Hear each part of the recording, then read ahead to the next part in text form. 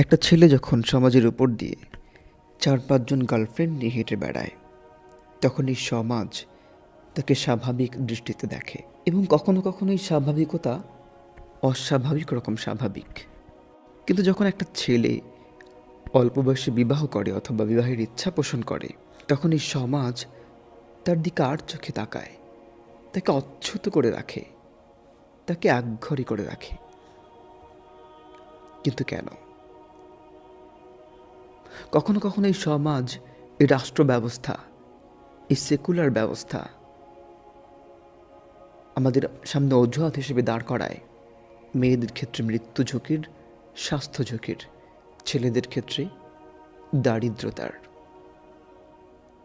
কাজে আসুন আজ আমরা বিজ্ঞানের দৃষ্টিতে স্বাস্থ্য ঝুঁকি এবং ইসলামের দৃষ্টিতে দারিদ্রতার বিশ্লেষণ করি।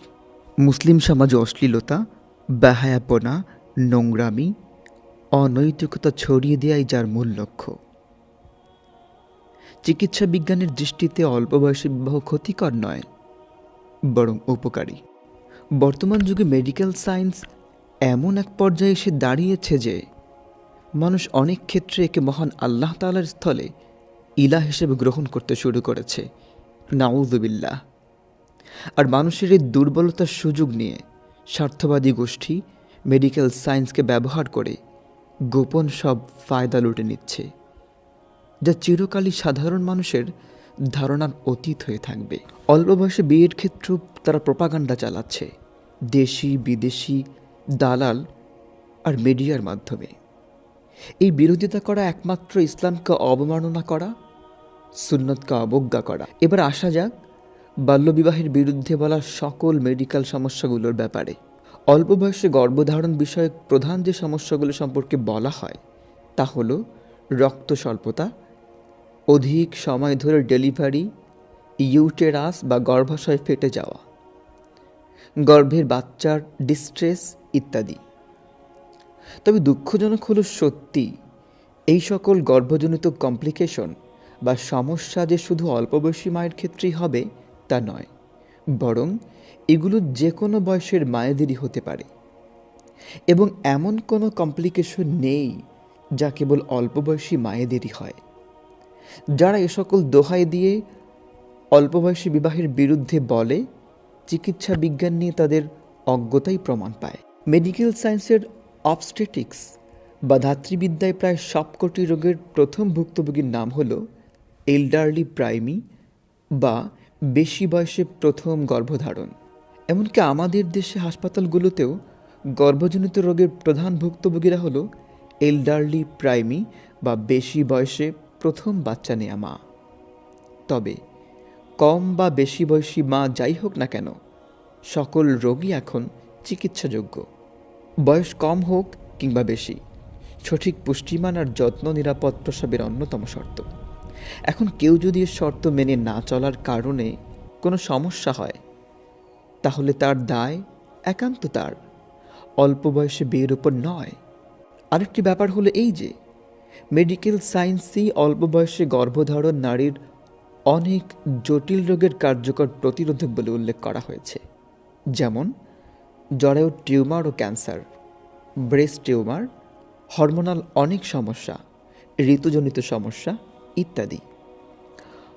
অল্প বয়সে বিয়ে হলে মানসিক সমস্যার কথা বলে অল্প বয়সে বিবাহের অপপ্রচারকারীরা, অথচ গবেষণায় এসেছে অল্প বয়সে বিয়ের মানসিক দিকগত সুবিধা অনেক, যেমন সার্থক দম্পতি হওয়া যায়, একে অন্যকে জানার সুযোগ পায়, পরস্পরের প্রতি মহব্বত বৃদ্ধি পায়, সহনশীল হয়, পারস্পরিক সহযোগিতা করার মনোভাব বৃদ্ধি পায়, এরা সক্রিয় এবং একে অন্যকে সহযোগিতা করার প্রবণতা বৃদ্ধি পায়, একসাথে অনেক বছর জীবন কাটানোর সুযোগ পায়, মানসিক সক্ষমতা বৃদ্ধি, সন্তান জন্মদানে বেশি সক্ষম থাকে। কম বয়সে মেয়েদের বিয়ে হলে ফিস্টুলা হওয়ার দোহাই দেয় অল্প বয়সে বিবাহের অপপ্রচারকারীরা, অথচ কম বয়সে মেয়েদের বিয়ে ফিস্টুলা হওয়ার কারণ নয়। ফিস্টুলা হলো 2 বা তার অধিক আবরণী স্তরের মধ্যে অস্বাভাবিক যোগাযোগ।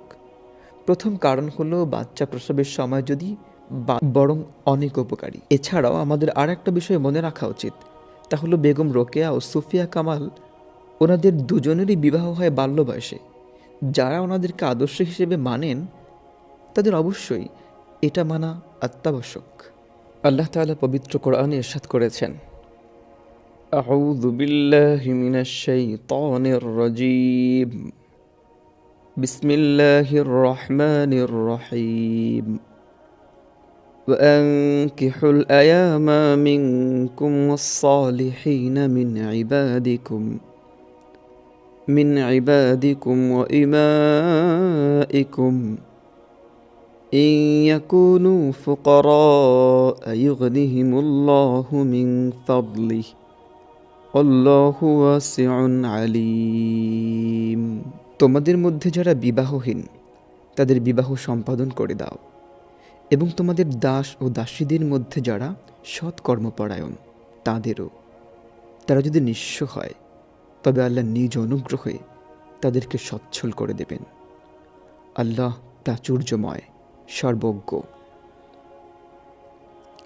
আর আপনি আপনার সন্তানকে দারিদ্রতার ভয়ে বিবাহ উপযোগী হওয়ার পরও, সন্তান কর্মক্ষম হওয়ার পরও বিবাহ দিচ্ছেন না, কারণ আপনার সন্তানকে নিজের পায়ে দাঁড়াতে হবে।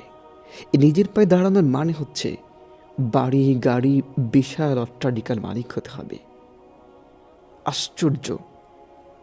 আল্লাহ তাআলা বলেছেন, তাদেরকে বিবাহ দিয়ে দাও, আমি তাদেরকে সচ্ছল করে দেব। আর আপনি ভয় পাচ্ছেন দারিদ্রতার, আপনাকে ভয় দেখায় সমাজ। অবৈধ যৌনতা, এইডসের মতো মরণ ব্যাধিতে আক্রান্ত হওয়ার সম্ভাবনা থাকে। 3, বিয়ের দ্বারা রিজিকে বরকত জীবনে প্রাচুর্য আসে।